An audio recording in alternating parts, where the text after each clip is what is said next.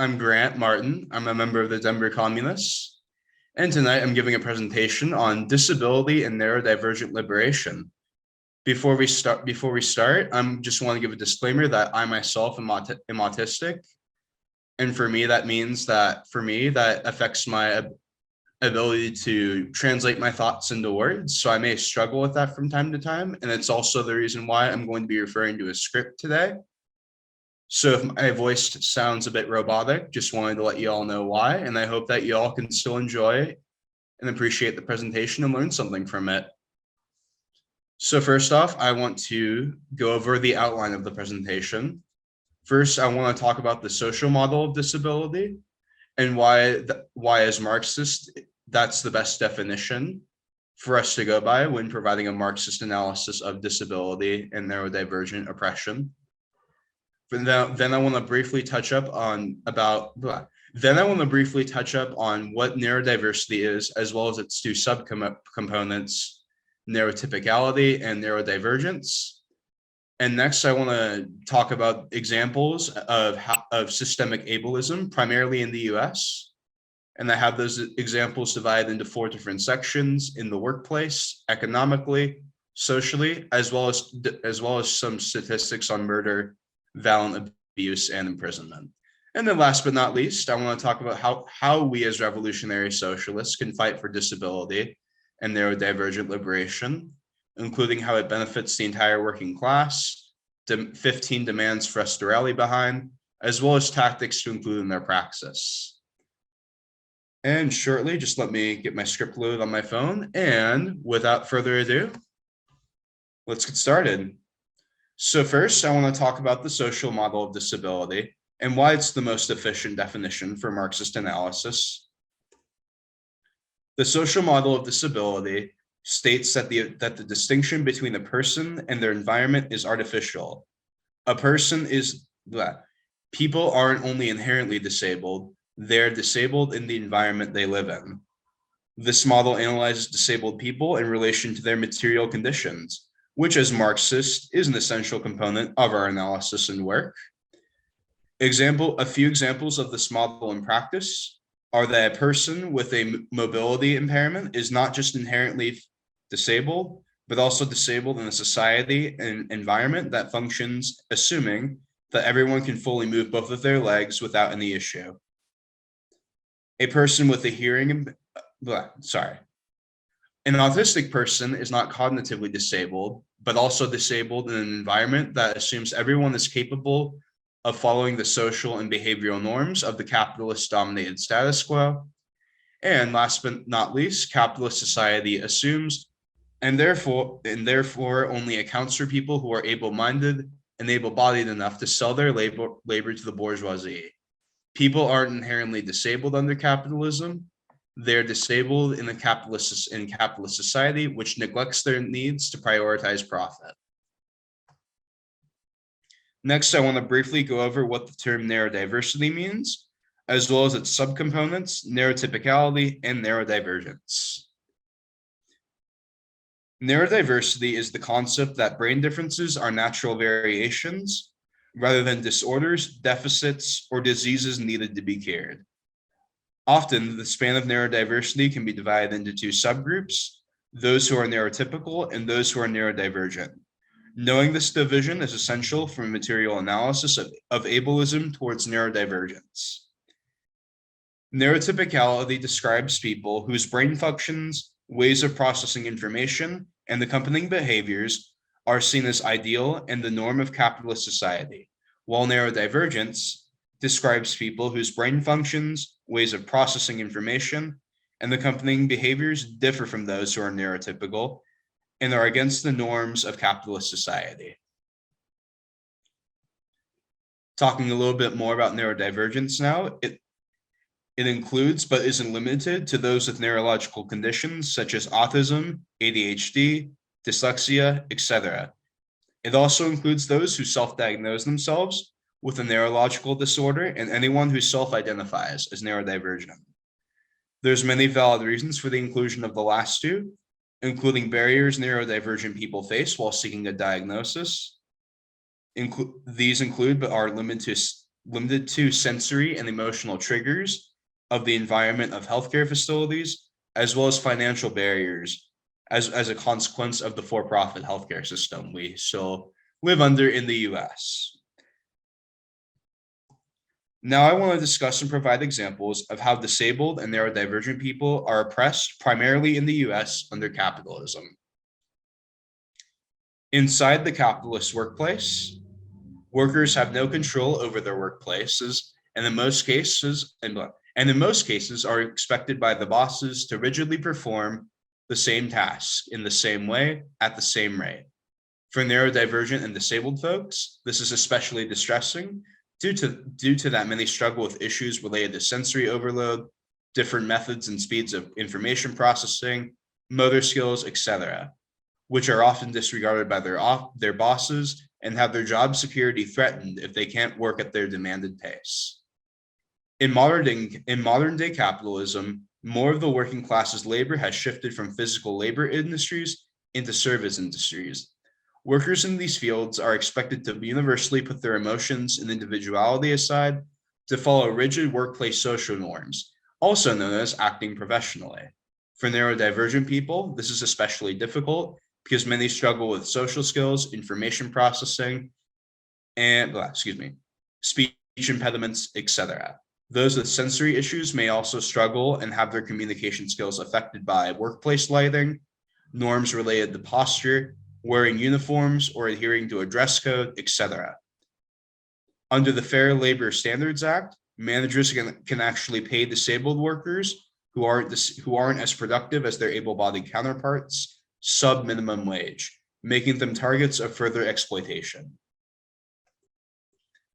According to the Bureau of Labor and Statistics, a stunning 8 in 10 people who are disabled are not in the labor force, and hence must rely on either welfare programs and or the care of someone else who works for their survival. Disabled people who need access to these social and welfare programs are faced with countless barriers, including income requirements, long wait times, and so on. And often the assistance that they do receive for these programs, for those who are fortunate to qualify for them, barely cover their food and rent. Excuse me. Sorry, got a little bit mixed up here and confused with my script. Worldwide, those who rely on welfare are increasingly under threat due to a rapidly rising global cost of living and increasing austerity measures that defund these essential programs, sometimes eliminating them altogether. The unique medical needs for disabled and neurodivergent people are commodified under capitalism. For-profit healthcare turns necessary medical procedures, treatments, and therapies into products that only those who can afford it or have access to the right insurance can receive, leaving those who can't to suffer and sometimes perish altogether.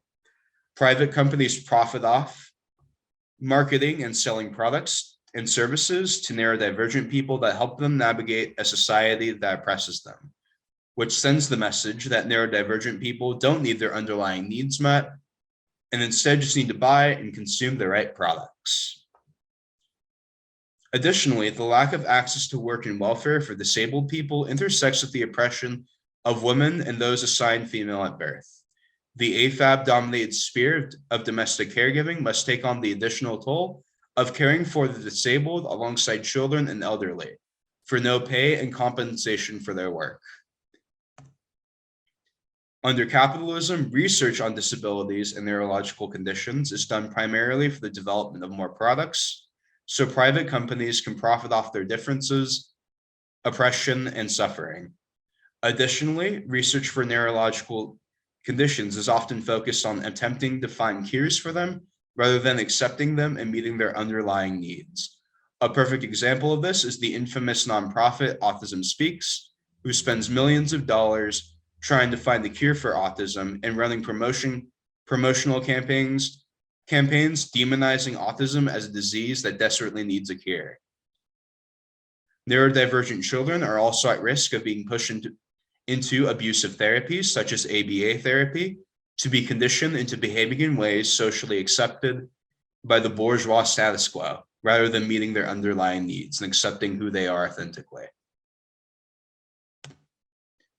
Bourgeois media sources both demonize and infantilize disabled and neurodivergent people through the promotion of harmful narratives, including conspiracy theories, like vaccines causing autism, for example, positions of support of in support of eugenics, and feel-good stories of able-bodied and neurotypical saviorism, like the many cookie-cutter stories of a popular high school student asking a disabled or neurodivergent student to a prom. Excuse me. Sorry, kind of blanked out there. Another important intersection between of disability and neurodivergent oppression is that neurodivergent people identify as LGBTQ+ at a much higher rate than neurotypicals, and thus are more likely to face anti-LGBTQ oppression alongside their existing ableist oppression. So, although the studies of this vary and that the results are inconsistent, studies estimate between 20 and 70% of neurodivergent people are also part of the LGBTQ+ community in some fashion. And now I just want to briefly share some statistics about the victimization of disabled people. When it comes to police brutality and oppression, half of people murdered by police are disabled, and 66% of all prisoners incarcerated happen to be disabled. Between the years 2017 and 2019, disabled people made up of 26% of all victims of non-fatal violent crime. The rate of violent victimization against disabled people is 46.2 out of 1,000 people, which is almost 4 times the amount of those without disabilities, which happens to be 12.3 out of 1,000 people. And the rate of victimization was against those specifically with cognitive disabilities was the highest, being 83.3 per 1,000 people. Last but not least, I want to discuss how we as revolutionary socialists can fight for disability and neurodivergent liberation, including how it intersects with the greater struggle of the working class, 15 demands for us to rally behind, and tactics to apply in our practice. The fight for disability and neurodivergent liberation benefits the entire working class because their diverse and unique needs to navigate society can only be met through a democratically planned socialist economy focused on human need instead of profit. Democratically controlled institutions not only give disabled and neurodivergent people a voice and a vote to build their environment, but also grants that equal opportunity for our able-bodied and neurotypical comrades to voice their feedback for these institutions to meet their needs and preferences. Now I want to list the 15 demands I believe we need to rally behind in support of disability and neurodivergent liberation. And these are the following: the abolishment of police and all law enforcement agencies who are unequipped to handle the lives and mental health crises of disabled people, the abolishment of the prison system, and to replace it with community-run rehabilitation programs designed to help the disabled, neurodivergent, and other marginalized peoples safely reintegrate into society. To divert all the funds and resources of all oppressive capitalist and state institutions into democratic, community-ran social programs to provide the resources to help disabled people live meaningful lives and support whatever they choose to pursue in life. We need to abolish all abusive treatment programs and practices that conditions disabled and neurodivergent people into behaving in ways deemed acceptable by the set capitalist status quo, which includes but isn't limited to ABA therapy, shock therapy, etc. We need to abolish our industrial era education system, which primarily focuses on conditioning youth into compliant workers in the capitalist death machine, which often neglects the needs of disabled and neurodivergent students. We need to build a new education system that is democratically controlled by faculty and staff, as well as by student and community input, and happens to be universally accessible to all students, including providing disabled students any and all supports needed to receive a high quality education. We need to provide quality mental health support in every school that is accessible both to students and faculty. We need to implement disability and neurodivergent awareness programs in schools, workplaces, and other collective institutions to help foster inclusiveness and collaboration in these settings between disabled and neurodivergent people and able-bodied and neurotypical people. And for these programs to be led and facilitated by people who are disabled, neurodivergent, and well-informed allies. We need to heavily extend our public transportation infrastructure and to nationalize it to be free and accessible to all disabled people.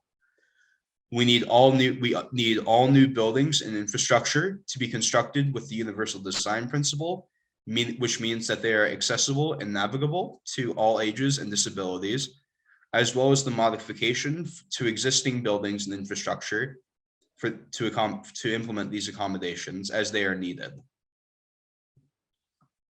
We need free nationalized healthcare that provides universal quality physical, emotional, and mental treatment and is accessible for all disabled people. We need free nationalized childcare that provides universal quality childcare and is accessible to all disabled and neurodivergent children. We need to abolish for-profit housing and replace it with nationalized universal affordable housing that provides everyone a place to live, including disabled people unable to work. We need the nationalization of all group housing programs that provides free quality community care that is accessible and safe for all disabled. That is accessible and safe and inclusive for all disabled people who can't live independently. And last but not least, we need all workplaces and collective institutions to be controlled democratically to ensure everyone has a voice and a vote in the decision-making processes, and for all disabled and neurodivergent people to be able to voice their concerns and help develop solutions to meet their needs. When it comes to tactics we can use in the fight for disability liberation, we need to intervene at actions that call for any form of disability justice and spread our Marxist perspective on the subject. We need to intersect the struggles of disabled and neurodivergent people with those of other marginalized communities and of the greater working class to build solidarity amongst each other.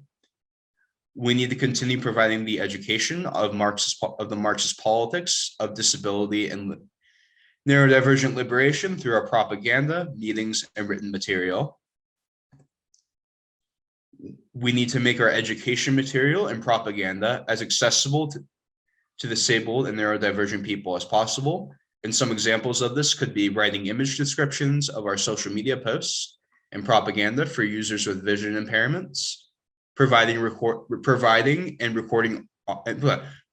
audio forms of Marxist literature, leftist news articles, written pamphlets, and other written material, and recording that ourselves if need be, and to continue using Zoom as our meeting platform so those with mobility impairments and or without transportation can still be involved in our work.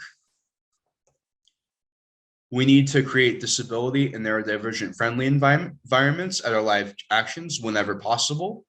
In some ways that I believe this could be done is through providing sensory aids, such as headphones, fidget toys, etc., at actions for those who need them to feel comfortable and safe to get involved. We need to assist those with mobility, vision, and other physical impairments, if we have the ability to do so, in navigating protests and other spaces where we hold actions. We need to form designated quiet/safe spaces at live actions whenever possible for those with sensitivities to noise, crowded spaces, and other triggers associated with large gatherings. And we need to form safe spaces in our organizations for disabled and neurodivergent comrades to discuss what they personally need to be able to thrive as part of the fight for revolutionary socialism. And that concludes the presentation. Thank you so much for listening, comrades. I hope you enjoyed, and I'm looking forward to the discussion. Thank you.